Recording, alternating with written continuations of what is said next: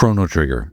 Say that name, and for a huge chunk of JRPG fans, it's like hearing an old favorite song or something. I mean, there's instant nostalgia. There's just that sense of excitement. And for many people, Chrono Trigger is more than just a great game. It's like the game, a perfect snapshot of 16-bit creativity, design, wizardry, and an emotional story that still hits now. And yet, now it feels strangely distant. We don't have a modern, polished remake. We don't have it sitting on the Switch eShop or even the PlayStation Store in a way that, fits exactly how people play today. And if you ask Square Enix for a reboot, you get like nothing. So the question that keeps popping up on, JRPG Facebook groups I'm in, or Twitter, or Instagram, or wherever else, where is Chrono Trigger? Why hasn't it been remade, ported well, or given the kind of care its fans expect? So obviously today we're unpacking Chrono Trigger to a certain extent. I mean, where the game started from back in 1995, where it's been over the last 30 years. I mean, because it is 30 years this year since Chrono Trigger, and what the future of this game, one of the most beloved games,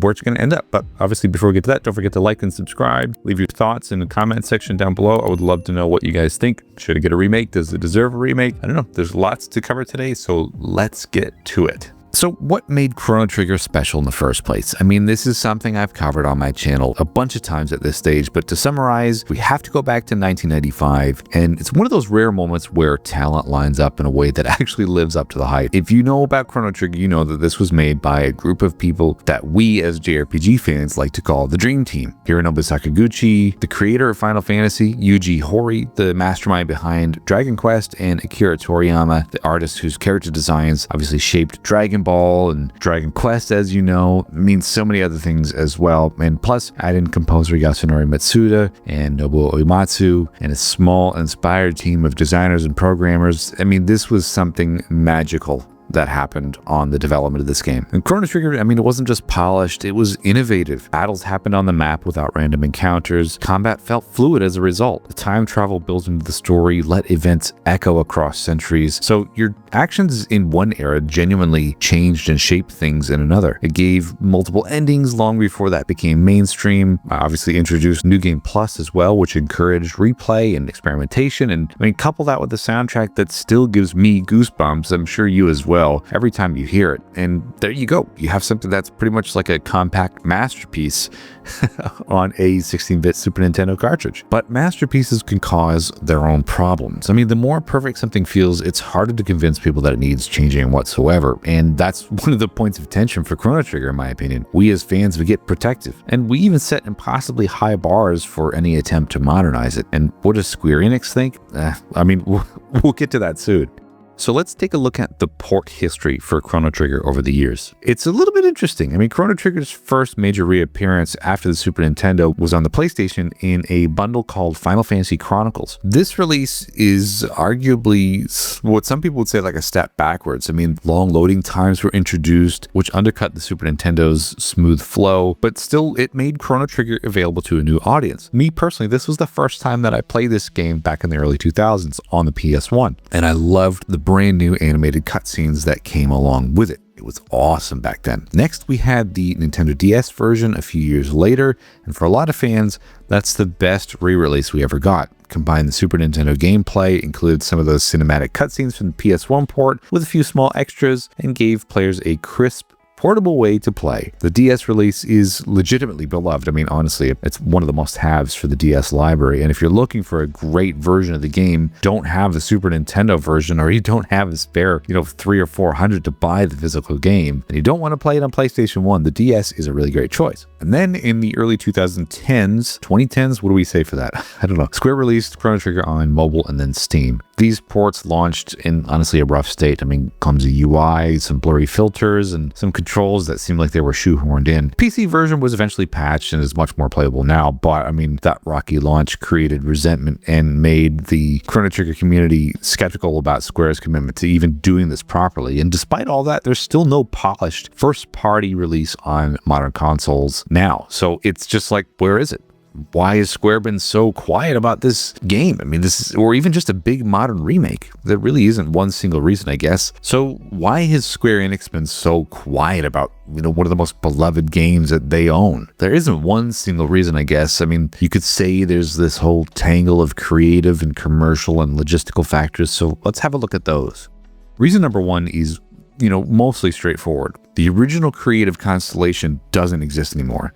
A remake that tried to call itself the same thing would be missing a lot of the core personalities whose ideas shaped the original design. That doesn't make a remake impossible, but it makes it trickier to justify. I mean, everybody's protective of this game. They worry that a brand new team will butcher this classic, and Square probably knows the vocal backlash that can become a PR nightmare. Plus, you could also argue that the passing of Akira Toriyama has something to do with it. But then again, Dragon Quest is still continuing. And even now, just a few days ago, Dragon Quest VII Reimagined was announced, and that game looks absolutely gorgeous. That is a great way to preserve the Toriyama art style in a really clever way that I really honestly wouldn't have imagined. It has that diorama look that Fantasian has. So maybe this could be a way to kind of bring this game into now 2025 or 2026 or whenever it could be in a really beautiful visual aesthetic. I think that would be cool. So Toriyama, having passed, I don't think that's a great reason to not bring it out. Second, Chrono Trigger is, it's honestly in the uncomfortable position of being too good to touch. When a large portion of your fan base regards a game as perfect, the safe route is honestly just leave it alone. Modernizing any art or combat risks alienating purists, like myself, and even doing a faithful pixel up-res or HD 2D obviously would please retro fans, but maybe doesn't necessarily excite a mainstream audience. As much as I love HD 2D, maybe is it niche? I don't know. You guys tell me. I love that art style, but maybe it's not for everybody.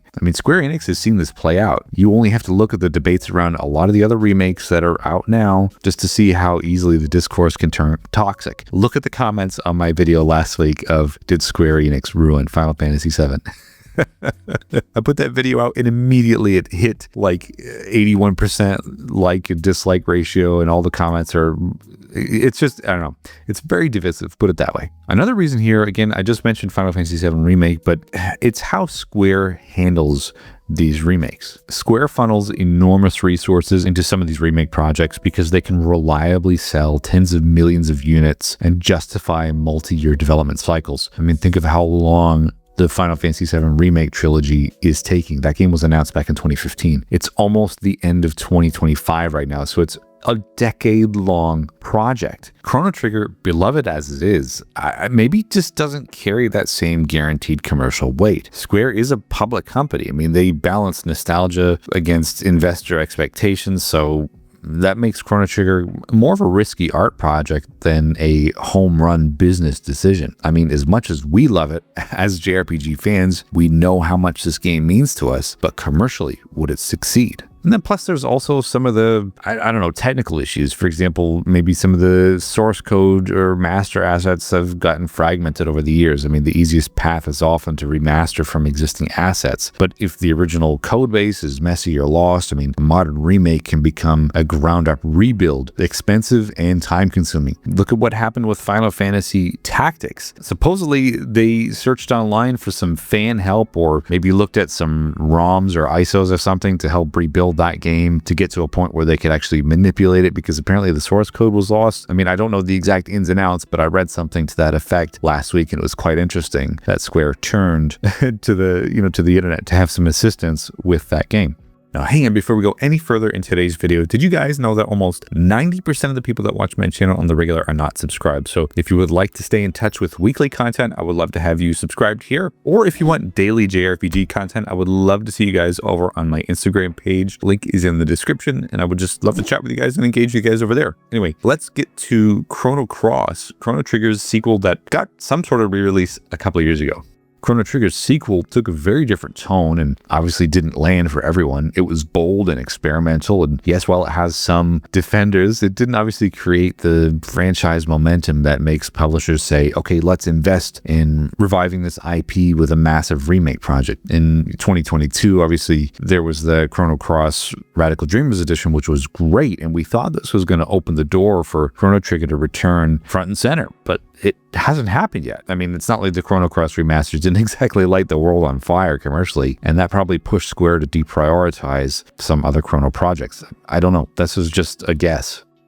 Okay, so all that aside, what could Chrono Trigger look like? How could it even look? There's a few reasonable approaches. I mentioned this earlier, but this is so brand new. the Dragon Quest VII reimagined look, that is gorgeous. I mean, I cannot tell you how gorgeous I think that game is. I would really love to see Chrono Trigger in that kind of aesthetic, but maybe not for everybody. We could do the HD 2D approach. I mean, Square's gotten pretty good at these games. I think they're gorgeous as well, and that would be a more faithful version of Chrono Trigger. I would definitely be down for that. I'd be down for, I don't know. At this point, for me personally, it's hard to say what I think is going to be best. HD 2D could absolutely capture that nostalgia and modern aesthetic, while a semi 3D kind of risks losing what made the original special while increasing the budget and risk. Or they just go full faithful remaster. No HD 2D, no like 3D look, just an up-res for sprites and UI and fix the performance and basically just enhance the DS port. It's a relatively cheap way compared from a ground-up remake, and that would help placate many fans who just want a clean, official way to buy and play the game. Now, I put a video out a couple years ago about should Chrono Trigger even be remade? Remake versus persevere. It really is the heart of the debate. A lot of people want it untouched, stored like a museum piece. Others want a new generation to see it with updated graphics and quality of life changes. I mean, both positions are valid, don't get me wrong. So what's the most likely future? Practically speaking, maybe the DS version might get another official port, or they might bundle it in some sort of Chronicle package or add it to something. I mean, I don't know. A full blockbuster remake, though, not impossible, but also unlikely unless there's a sudden, obvious commercial reason or some sort of person inside Square who just really wants to see this come to fruition. So, I mean, here's the real takeaway, I guess. I mean, Chrono Trigger is alive in everybody's hearts, even if it's quiet over in Square Enix HQ. So whether you want a careful remaster or an art-forward reimagining, or maybe just a cleaner, available release across all platforms, I mean, the demand is there. The question is if business logic, legal realities, and development priorities will ever line up to make it happen. So where does Chrono Trigger stand in 2025?